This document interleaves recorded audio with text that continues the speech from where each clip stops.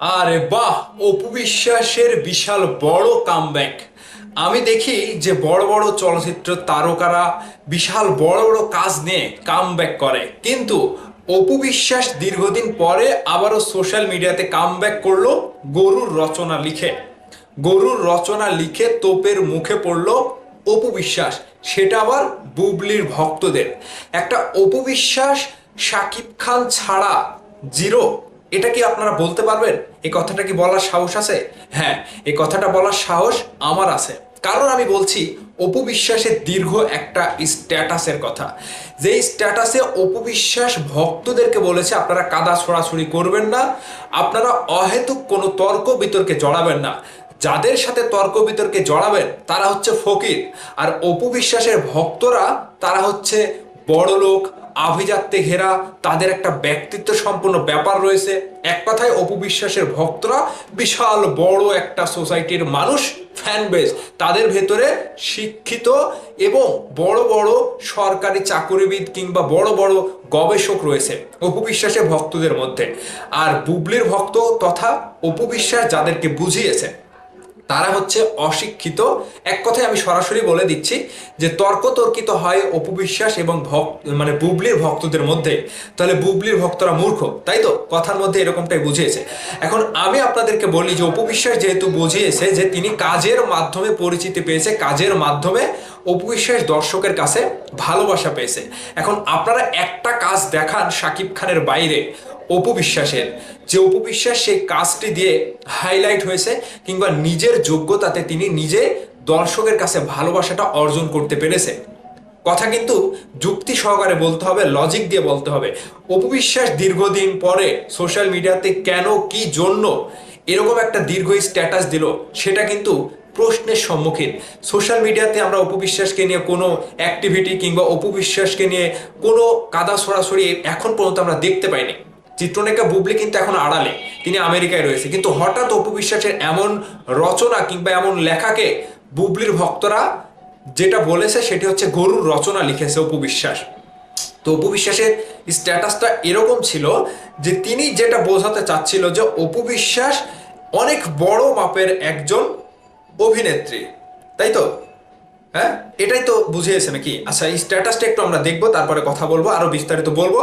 কেউ মিস করবেন না কথাগুলো, একটু আপনাদেরকেও বিস্তারিত বলতে হবে। তো আজ দীর্ঘ এই পথ চলায় আপনারা যেভাবে আমার ছায়া হয়ে পাশে আছেন তার জন্য আমি চির ঋণী। আপনারা আমাকে শুধু একজন শিল্পী হিসেবে নয়, আপনাদের পরিবারের একজন সদস্য হিসেবে ভালোবেসেছেন। আর এই ভালোবাসার পেছনে প্রধান কারণ হলো আমার কাজ। আমি সেটাই বলছি যে আপনার কাজটা কোনটা, এমন একটা কাজ দেখান শাকিব খানের বাইরে যেটার জন্য দর্শক আপনাকে এককভাবে চিনেছে কিংবা এককভাবে ভালোবেসেছে, যেটা এসেছে গড়া পড়া দিয়ে শাকিব খানের উপর দিয়ে, তাই তো? তারপরে বলেছে আপনারা আমাকে কাজ দিয়ে চিনেছেন, কাজের মাধ্যমে আমি আপনাদের হৃদয়ে জায়গা করে নিয়েছি। আমি গর্বিত এই ভেবে যে আমার ভক্তরা শুধু সংখ্যায় নয় বরং তাদের শিক্ষা, রুচি এবং মার্জিত আচরণের জন্য অনন্য। আপনারা যে কতটা ধৈর্যশীল এবং সুশিক্ষিত পরিবারের প্রতিনিধি তা বারবার প্রমাণ করেছেন। আমি মনে করি অপু ভক্ত হওয়া মানে আভিজাত্য আর শিষ্টাচারের এক অনন্য মেলবন্ধন। আমি তো বললাম যে অপুর ভক্ত মানে বড়লোক, আভিজাত্য ভরা কিংবা শিক্ষিত, তাদের মধ্যে শিক্ষিতর জ্ঞানের কোনো অভাব নাই, সেটাই অপু বিশ্বাস বলেছে। তাই আপনাদের প্রতি আমার বিশেষ অনুরোধ, আপনারা কারো সাথে কোনো ধরনের অহেতুক তর্কে বা কাদা ছোড়াছুড়িতে জড়াবেন না।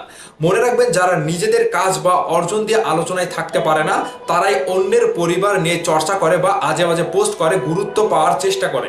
কিন্তু আপনাদের ব্যক্তিত্ব এতই ঊর্ধ্বে যে কারো নিচু মানের মন্তব্যের উত্তর দিয়ে আপনাদের এই মর্যাদা ক্ষুণ্ণ করার প্রয়োজন নেই। যারা সস্তায় জিততে চায় তারা কখনোই আপনাদের এই মার্জিত আভিজাত্যের নাগাল পাবে না। আমার পরিবার আমার অহংকার, যখন প্রয়োজন হয়েছে আমি নিজেই আমার পরিবারকে আপনাদের সামনে এনেছি। এখন আর নতুন করে কোনো পোস্ট বা কথার মাধ্যমে আমার পরিবারকে নিয়ে কারো কাছে কিছু প্রমাণ করার নেই। আমাদের পরিচয়, আমাদের কাজ, আমাদের বংশমর্যাদা এবং আমাদের শিক্ষা। আপনারা যেভাবে আমাকে ছায়ার মতো আগলে রেখেছেন ঠিক সেভাবেই আপনাদের ভালোবাসার সেই ছোট্ট আব্রাহাম খান জয়কে আপনাদের স্নেহ আর মমতে আগলে রাখবেন। তাকে সুন্দরভাবে সবার কাছে উপস্থাপন করাই হোক আপনাদের লক্ষ্য। আমরা কোনো বিতর্ক বা হট্টগোলে নেই।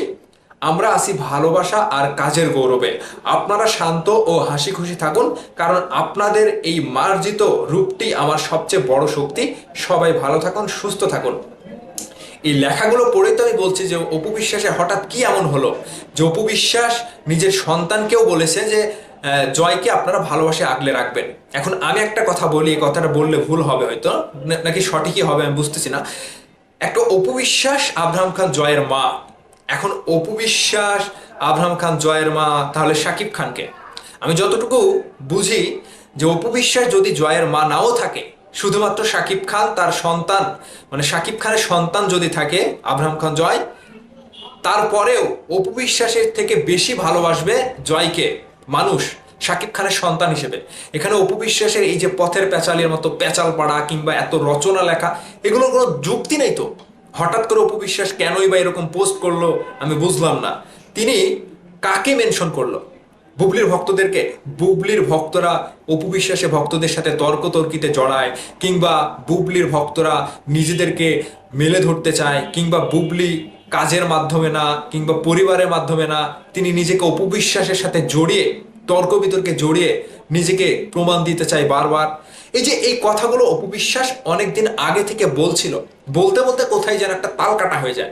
ঠিক এবারের ঈদের আয়োজনে যে সিনেমাগুলো এসেছিল সেই সিনেমার ঘোরের মধ্যে অপু বিশ্বাস হারিয়ে যায়, তলিয়ে যায়। কিন্তু কোনো না কোনোভাবে অপু বিশ্বাসকে আবারও হাইলাইট হতে হবে এবং টাইম লাইনে আসতে হবে, কিংবা আলোচনার শীর্ষ অবস্থানে আসতে হবে।